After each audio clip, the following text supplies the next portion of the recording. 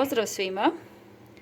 Danas ćemo pokazati kako najbrže, najjednostavnije ispleći mladi krompir.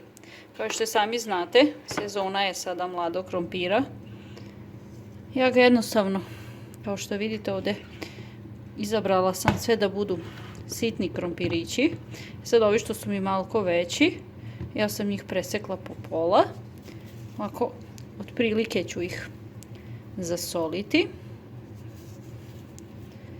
Dodat ću ovako prstohvat vegete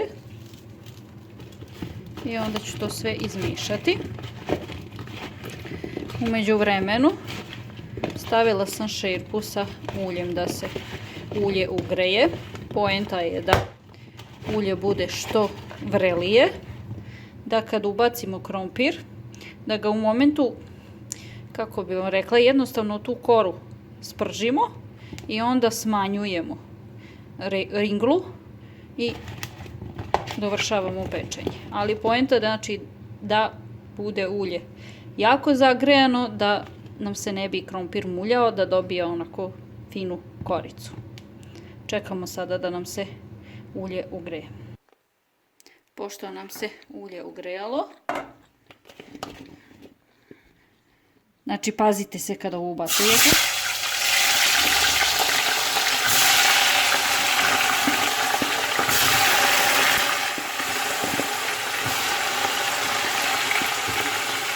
Ubacila sam samo pola smese,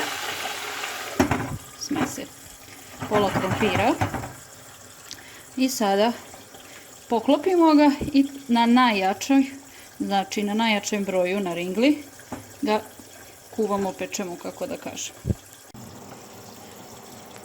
Dok se krompir peče, povremeno ga ovako malo prodrmamo. Možete i otvoriti, vidjeti kako to izgleda. Ali otprilike nekih 5 minuta ga treba ovako poklopljenog peći na najjačoj vatri. Nakon 5 minuta poklopljenog pečenja, vidite kako se krompir dobio lijepu rumenu boju. Ostavite ga ovako otklopljenog još minut, dva. Smanjite obavezno vatru i pečete ga još malo ovako. Pošto su to mladi krompirići, oni su brzo gotovi. Odsedite ih, prebacite u posudu i to bi bilo to. Pečete sljedeću turu. Nemojte nikad puno staviti, jer onda se znaju umuljati i ne ispeći dobro. Koliko vam se svidao ovaj video, zapratite Aninu kuhinjicu. Do sljedećeg videa, puno pozdrava!